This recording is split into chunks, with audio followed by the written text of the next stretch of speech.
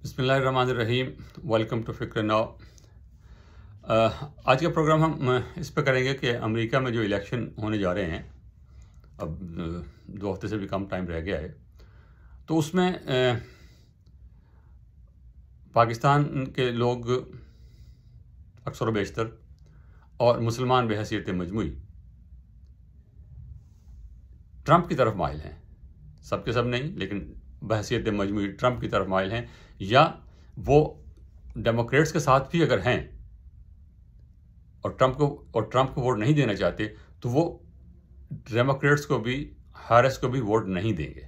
ये उनका है आउटलुक कि हम घर बैठे रहेंगे या अपना बैलेट ख़राब कर देंगे या कुछ भी है, हैरिस को वोट नहीं देंगे, ट्रंप को भी नहीं देंगे, हैरिस को भी नहीं देंगे। तो जाहिर है कि जब आप वैसे आपकी हमदर्दी डेमोक्रेट्स पार्टी के साथ है, ट्रंप को आप ख़तरा समझते हैं अपने लिए, लेकिन आप हैरिस को वोट नहीं देंगे, डेमोक्रेट्स को वोट नहीं देंगे, तो वो जो वोट हैरिस को नहीं मिलेगा उसका फ़ायदा ट्रंप को होगा, उसका एक वोट कम हो जाएगा, तो वो उसका एक वोट जाहिर है बढ़ जाएगा खुद ही। तो लेकिन ये अब लोगों में ये बात चल रही है, और जो मुसलमान हैं बहैसियत मजमूई, उनका नुक्ता नज़र ये है कि गज़ा में जो कुछ हो रहा है, फ़लस्तीन में जो कुछ हो रहा है, और मिडिल ईस्ट में बहैसियत मजमूई जो कुछ हो रहा है, और बाइडेन एडमिनिस्ट्रेशन जो कुछ कर रही है, वो फ़लस्तीनियों के हकूक़, इंसानी हकूक़ और फ़लस्तीनियों के जो सेल्फ डिटर्मिनेशन के हक़ खुद इरादत के हकूक़ हैं उनके ख़िलाफ़ है, और बाइडेन एडमिनिस्ट्रेशन कुछ नहीं कर रही। और उसके बाद जो डोनाल्ड ट्रंप है, उन्होंने कहा है कि बाइडेन जो है वो नेतन्याहू का हाथ रोक रहा है, मैं जब आऊँगा तो मैं नेतन्याहू को खुला छोड़ दूँगा। Biden is holding him back, I will let Netanyahu finish the job. ये डोनाल्ड ट्रंप के अल्फाज हैं कि फिनिश द जॉब का मतलब क्या है कि बहुत तबाही फेर दो, ख़त्म कर दो। वेस्ट बैंक में भी, इधर भी जो इसराइल का नुक्ता नज़र है, इसराइल की जो गवर्नमेंट है वो तो टू स्टेट्स सोल्यूशन को मानती नहीं है, वो सबको अपना हिस्सा मानती है। गज़ा भी हमारा है, वेस्ट बैंक भी हमारा है, उससे आगे भी हमारा है। तो जो ग्रेटर इसराइल की जो बात वो करते हैं, वो अब कोई एक्सट्रीम तबके नहीं है वहाँ पर। अब ये इसराइल के मेन स्ट्रीम में है, बल्कि वो तबके जो इसराइल के जो लिबरल्स हैं, लेफ्टिस्ट हैं, प्रोग्रेसिव हैं, जो चाहते हैं कि इसराइल जो है अपनी हदूद में रहे, जो 67 की जंग में इन्होंने जिन इलाकों पर कब्ज़ा किया है उनको खाली करे और फ़लस्तीनियों को रियासत मिले, वो अब जो हैं अक़लियत में हैं इसराइल में। अमेरिका में भी वो अक़लियत में हैं, उनकी तादाद कम है, उनकी आवाज़ कम है, उनके पास पैसा कम है। तो मुसलमान जो फ़ैसला करने जा रहे हैं, उसका आगे क्या नतीजा निकलेगा हम नहीं कह सकते, लेकिन मेरी ज़ाती राय ये है कि इन दोनों में से, डेमोक्रेट्स के कामला हैरिस और रिपब्लिकन का डोनाल्ड ट्रंप, इन दोनों में से आपको कोई भी ऐसा नहीं मिलेगा जो फ़लस्तीनियों का हमदर्द हो। सवाल सिर्फ इतना है कि कौन कम नुकसान करेगा, कौन इसराइल को एक हद से आगे नहीं जाने देगा, कौन इसराइल को और ईरान को लड़ाई की तरफ नहीं जाने देगा, और कौन उसकी तरफ उसकी हिम्मत अफजाई करेगा कि तुम जाओ उसमें। ये जो मसाइल हैं अमेरिका के अंदर, उनके लिए आपको लॉबिंग करनी पड़ती है। इसराइल लॉबी बहुत ताकतवर है यहाँ पर, और उन लोगों ने ये मकाम हासिल किया है अपनी मेहनत से, एक दिन में नहीं हुआ। दूसरी जंग अज़ीम शुरू होने से पहले यहूदियों के जहाज़ भर भर के यूरोप से आ रहे थे कि हमें पनाह दी जाए, हमें वहाँ ख़तरा है, और अमेरिका ने उन जहाज़ों को ज़बरदस्ती वापस भेजा कि दफ़ा हो यहाँ से, हमें नहीं चाहिए। लेकिन उसके बाद वो लोग यहाँ पर आए। हॉलीवुड, जो पूरा हॉलीवुड है, वो उन लोगों ने बनाया है जो यूरोप से आए थे और मोस्टली यहूदी थे। उसके बाद उन लोगों ने यहाँ कारोबार इस्टेब्लिश किया है, वो एजुकेशन में हैं, उनका एक मकाम है, सियासत में है, उनका एजुकेशन में है, उनके कारोबार में है, उन्होंने मेहनत से किया है, नारेबाजी से नहीं किया, अपना लोहा मनवाया है, बड़ी मेहनत से बनवाया है। और मैं जैसे कह किया कि उनकी सख्त मुखालिफत थी यहाँ पर। फोर्ड फैक्ट्री, जो कारों की सबसे पहली फैक्ट्री थी यहाँ पर, फोर्ड फैक्ट्री में किसी यहूदी को मुलाजिम रखा नहीं जाता था। क्लियर कट पॉलिसी थी, कोई यहूदी यहाँ मुलाजिमत नहीं करेगा। लेकिन अब सब कुछ बदल चुका है। उसके लिए आपको मेहनत करनी पड़ती है। ये जो रवैया है कि घर बैठे रहेंगे, हम वोट नहीं देंगे, या ऐसे कैंडिडेट को वोट देंगे जो बज़ाहिर ज़्यादा नुकसान करने वाला है, लेकिन सिर्फ उसके दूसरे के बुग़्ज़ में हम जो है एक बड़ी बुराई को अपने साथ में मिला लें। यही गलती 2000 में की थी। सन 2000 में लिबरमन, जो यहूदी था, वो वाइस प्रेसिडेंट का कैंडिडेट था, और जॉर्ज बुश के साथ जो कैंडिडेट था डिक चेनी, वो क्रिश्चियन था। तो अल गोर और लिबरमन, ये डेमोक्रेट्स के कैंडिडेट थे, प्रेसिडेंट का अल गोर और वाइस प्रेसिडेंट का लिबरमन फौत हो गया वैसे। वो प्रोग्रेसिव जहन के थे, लेकिन मुसलमानों ने उस वक्त भी बहसियत मजमूई कि इन्हें यहूदी को वोट नहीं देना, और जाके जॉर्ज बुश को वोट दिए। जॉर्ज बुश जीत गया। फिर आपने देखा क्या हुआ, इराक हुआ। हालांकि इराक ने तो 9/11 नहीं किया, 9/11 तो अफगानिस्तान से हुआ था, लेकिन इराक में घुस गया। इराक में जो कुछ किया वो उसको दोहराने की जरूरत नहीं है। तो सही फैसला करना ज़रूरी है। अगर आप वोटर हैं तो सही फैसला करें। दूसरी कम्युनिटी पाकिस्तानी कम्युनिटी है। पाकिस्तानी कम्युनिटी का वो पाक पैक के नाम से एक ऑर्गेनाइजेशन है। वो उसमें जितने भी बोर्ड मेंबर्स हैं सिवाय एक के सारे डॉक्टर्स हैं। किसी का सियासी एक्सपीरियंस नहीं है, कोई मेंबर नहीं है किसी इलेक्टेड बॉडी का, सिटी लेवल पे भी नहीं है, कोई मेयर नहीं है, कोई काउंसिल मेंबर नहीं है, कोई हाउस का मेंबर नहीं है, कोई स्टेट असेंबली में मेंबर नहीं है, कोई भी नहीं है। सारे जो हैं वो प्रोफेशनल डॉक्टर्स हैं। और उन लोगों ने भी फैसला किया है कि हम डोनाल्ड ट्रंप को वोट देंगे और बाकायदा पैसे भी देंगे। उन्होंने बाकायदा ऐलान किया उन लोगों ने। तो ये मुसलमानों की जो बात बता रहा हूँ वो किसी ऑर्गेनाइजेशन ने ऐलान नहीं किया ऐसा, लेकिन आमतौर पे फीलिंग इस किस्म के हैं मुसलमानों की। मैं इसलिए बात कर रहा हूँ। और जो पाकिस्तानी वोटर्स हैं उन्होंने बाकायदा ऐलान किया है एक ऑर्गेनाइजेशन के तहत कि हम ट्रंप को वोट देंगे। और उनका मसला जो क्या है, उन्हें जो अपने बयान में लिखा भी है कि मैं उसको आपको उसके कमेंट्स में या आपको दिखा भी देंगे कि उन्होंने जो कहा है कि बाइडेन एडमिनिस्ट्रेशन ने पाकिस्तान के साथ ताल्लुकात अच्छे नहीं रखे और इमरान खान को जो है वो उस तरह ट्रीट नहीं किया जिस तरह डोनाल्ड ट्रंप ने किया था। डोनाल्ड ट्रंप हमारे लिए बहुत अच्छा था, हमसे मुराद है इमरान खान। अगेन वही गलती कर रहे हैं कि पर्सनैलिटी के लिए कर रहे हैं।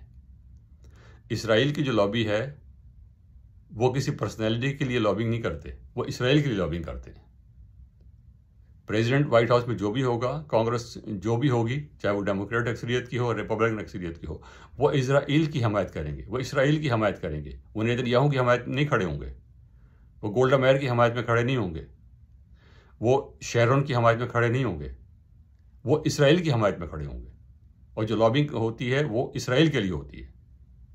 हमारा मसला ये है कि हम पर्सनैलिटी के लिए खड़े हैं कि बाइडेन ने फ़ोन नहीं किया तो हम अमेरिका के ख़िलाफ़ हो गए।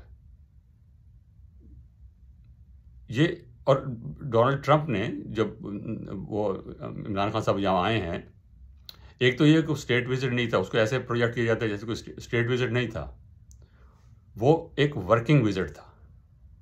स्टेट विजिट में डिनर दिया जाता है, बाकायदा उसकी सेरेमनी होती है, गार्ड ऑफ ऑनर वगैरह दिया जाता है। ऐसा कुछ नहीं होता। जो वर्किंग विजिट होता है उसमें आपको वाइट हाउस में रिसीव किया जाता है, आपको लंच दिया जाता है और मुख्तसर सी प्रेस कॉन्फ्रेंस होती है। प्रेस कॉन्फ्रेंस भी लंबी चौड़ी नहीं होती, वो मुख्तसर सी सामने बैठ के चंद लोगों के साथ आप गुफ्तगू कर लेते हैं। कोई लंबा चौड़ा एग्रीमेंट नहीं होता, कोई लॉन्ग टर्म जो है वो उसमें नहीं होते। जो है अंडरस्टैंडिंग एग्रीमेंट्स। मोदी यहाँ आया, उनको स्टेट विजिट दिया गया, मुशर्रफ को स्टेट विजिटर के तौर पे यहाँ बुलाया गया था, और अयूब खान को स्टेट विजिट पे बुलाया गया था। बाकी जितने भी लोग आए हैं अक्सर बेशतर, मेरे नहीं ख्याल किसी और हमारे किसी और वज़ीर आज़म को उन्होंने स्टेट विजिट पे बुलाया हो। भुट्टो का शायद वाली बात है, but I am not sure about it. तो लेकिन बाकी सारे जो वर्किंग विजिट पे आए हैं और वही उनका रहा है। तो ये कहना कि, और डोनाल्ड ट्रंप ने उस हमायत की, इमरान खान साहब के अपने अच्छे कलमात कहे, पाकिस्तान के अपने अच्छे कलमात कहे। उसके बाद आपको याद है कि जब इमरान खान वापस गए हैं और फिर वो टेररिज्म के रेफरेंस से जो इन्होंने पाबंदियां लगाई हैं इसी डोनाल्ड ट्रंप ने, तो वो स्टेट का लिए करते हैं, मुल्क के लिए करते हैं। लेकिन अगर आप पर्सनैलिटी के लिए करेंगे तो कुछ नहीं मिलेगा आपको। आप भले उनकी हमायत करें, और ये बचगाना सोच है कि ये सदर आएगा तो वो फ़ोन करेगा। और ये हमारे एक साबिक सेनेटर हैं, उन्होंने कहा है कि ये डोनाल्ड ट्रंप आएगा तो फ़ोन करेगा, आपको इमरान को छोड़ना पड़ेगा। मतलब इस किस्म की जो बचगाना सोच है, इस पर अफसोस होता है, सिर्फ यही कर सकता बंदा। अमेरिका की पॉलिसी हो या किसी दूसरे मुल्क की पॉलिसी हो, फॉरेन पॉलिसी इस तरह नहीं बनती, फॉरेन अफेयर इस तरह नहीं चलते कि आप ये आ जाएगा तो वो फिर फ़ोन करेगा उठा के। अब इंडिया के साथ जो ताल्लुकात हैं, प्राइम मिनिस्टर मोदी पाकिस्तान आए, 2 दफ़ा आए, वो चाहते थे कि ताल्लुकात उस वक्त ठीक हो, नहीं हुए। जो भी हुआ, नवाज शरीफ के साथ वाजपेयी पहले आए थे, वो पर्सनैलिटी की बात नहीं है। उसके बाद हालात ख़राब हुए। अब जो है वही इंडिया है, वही वाजपेयी, वही बीजेपी है, वही कश्मीर का मसला है, वही 370 आर्टिकल का मसला है। लेकिन अब गोवा में जो हुआ, इससे पहले जब बिलावल भुट्टो वहाँ गए हैं गोवा में, तो कितना टेंशन था और किस कदर उन्होंने डिस्कर्टेसी शो की है पाकिस्तान के लिए। वो भुट्टो के जुल्फ़िकार, वो बिलावल भुट्टो के लिए नहीं थी, वो पाकिस्तान के लिए थी। कोई भी खारिज होता वो यही कुछ होता। इस दफ़ा जब वो पाकिस्तान आए हैं जयशंकर, तो वो मूड बदला हुआ था। कोई बहुत तब्दीली नहीं आई, लेकिन मूड बदला हुआ था। उन्होंने पाकिस्तान के खिलाफ ओपनली कोई बात नहीं की, किसी अनॉय नहीं किया उन्होंने। और अब ये उसका नतीजा ये हो रहा है कि अब वो ब्रिक्स के मीटिंग में शायद इंडिया अपना ऑब्जेक्शन उठा ले और पाकिस्तान ब्रिक्स का मेंबर बन जाए। तो ये पर्सनैलिटी ओरिएंटेड चीज़ें नहीं होती। पर्सनैलिटी का रोल बहुत मिनिमल होता है इसमें। वो लीड कर सकते हैं, वो ले जा सकते हैं, इनिशिएट कर सकते हैं पॉलिसी को, लेकिन असल चीज़ आपका मुल्क होता है। मुल्क की हैसियत है, मुल्क की जोग्राफिकल हैसियत क्या है, मुल्क की इकनॉमिक हैसियत क्या है, मुल्क की मिलिट्री हैसियत क्या है, उस पर फैसला करते हैं कि हमें इसकी ज़रूरत है या नहीं है। और इंटरनेशनल रिलेशन में और सियासत में वैसे भी कोई प्यार मोहब्बत नहीं होता, कोई दोस्ती नहीं होती, कोई फ्रेंडशिप नहीं होती। ये हमारे सिर्फ उर्दू अखबारों का मसला है कि हमारी दोस्ती पाक चीन दोस्ती और अमेरिका दोस्त। जब हम स्कूल जाते थे तो पाकिस्तान अमेरिका दोस्ती पढ़ाया जाता था। इंटरेस्ट होते हैं, अपने इंटरेस्ट होते हैं, मुल्क के साथ इंटरेस्ट होते हैं, वो आप सर्व करते हैं तो आपको चलता रहता है। हमारे साथ आपके सामने हुआ है, आप अमेरिका के साथ थे, आपने अफगानिस्तान में अमेरिका की हेल्प की, सब कुछ था, आपको मिलता था। अब वो उनको ज़रूरत नहीं है, अब वो अब भी आपकी हमायत करते हैं, अब भी आपको IMF से लोन भी लेके देते हैं, आपको हर तरीके से करते हैं, लेकिन वो बात नहीं है। और दूसरा इंडिया का फैक्टर है कि इंडिया को नाराज़ करके आप पाकिस्तान को खुश करने को तैयार नहीं है कोई। अमेरिका तैयार नहीं है, वेस्ट तैयार नहीं है, चाइना तैयार है, ठीक है, चाइना की इंडिया से नहीं बनती। तो इसलिए प्लीज़ ज़्यादा तवील बात नहीं करना चाहता। पर्सनैलिटी कर्ट से निकलिए, मसाइल के बारे में सोचिए और उस पर फैसला कीजिए। ये करना कि जी बाइडेन ने फ़ोन नहीं किया तो हम आपको वोट नहीं देंगे, आप भले वोट ना दें, हमारे वोटों की अहमियत ही कोई नहीं है। जितने हमारे वोट्स हैं वो ईस्ट कोस्ट पे और वेस्ट कोस्ट पे हैं। यहाँ पर रिपब्लिकन की हैसियत कुछ नहीं है, वहाँ से डेमोक्रेट्स ही जीतेंगे। उनको कहते हैं, गाली के तौर पे कहते हैं कोस्टल एलिट्स। तो इनको यहाँ से तो उनको नहीं, मिड वेस्ट का है, साउथ का है, वहाँ पर पाकिस्तानी बहुत कम है, मुसलमान भी बहुत कम है, मिड वेस्ट में भी कम है, आबादी वहाँ वैसे ही कम है। तो फैसला वहाँ पे होना, वो जो 5-6 स्टेट्स हैं वहाँ पर भी हमारी आबादी कम है, हमारे तादाद कम है, फैसला वहाँ पे होना है। इन बड़ी स्टेट्स में फैसले हुए हैं, वो वहीं पर जितने वोट इधर से उधर होंगे उस पर फैसला हो जाएगा। ये पहले भी ऐसा हुआ है, जॉर्ज बुश के ज़माने में ऐसा हुआ, बराक ओबामा ने स्वीप किया था हर जगह, वो दैट्स अ डिफरेंट स्टोरी। लेकिन जो हिलरी क्लिंटन 2016 में हिलरी क्लिंटन का और ट्रंप का था, उसमें भी पॉपुलर वोट जो थे वो हिलरी क्लिंटन को मिले थे, लेकिन जो इलेक्टोरल कॉलेज के वोट थे वो ट्रंप को गए और ट्रंप जीत गया उन्हीं 5-6 स्टेट्स की वजह से। और अब भी जो है वो लगता है यही है कि पॉपुलर वोट जो हैं वो कामला हैरिस को मिल जाएंगे, वोटों की तादाद उसकी ज़्यादा होगी, लेकिन जो इलेक्टोरल कॉलेज है उसका टॉसअप है, वो 50-50 है, वो 2%, कहीं भी 3% का डिफरेंट नहीं है उन 6 या 7 स्टेट में। 7 स्टेट से आमतौर पर कही जाती हैं, लेकिन 5 स्टेट ज़्यादा टॉसअप है उसमें सिर्फ मिशिगन एक स्टेट है जहाँ पर के अरबों की आबादी खासी है, लेकिन वहाँ पर भी ऐसी नहीं है कि पूरी स्टेट को जो है वो हिला सकें। ताहम वहाँ पर एक जगह ऐसी है जहाँ पर के मुसलमानों की, अरबों की ख़ास तौर पे आबादी ज़्यादा है। तो बात यहाँ ख़त्म करते हैं और फिर इस रिक्वेस्ट के साथ कि प्लीज़ हमारे चैनल को सब्सक्राइब कीजिए। बहुत शुक्रिया, खुदा हाफिज़।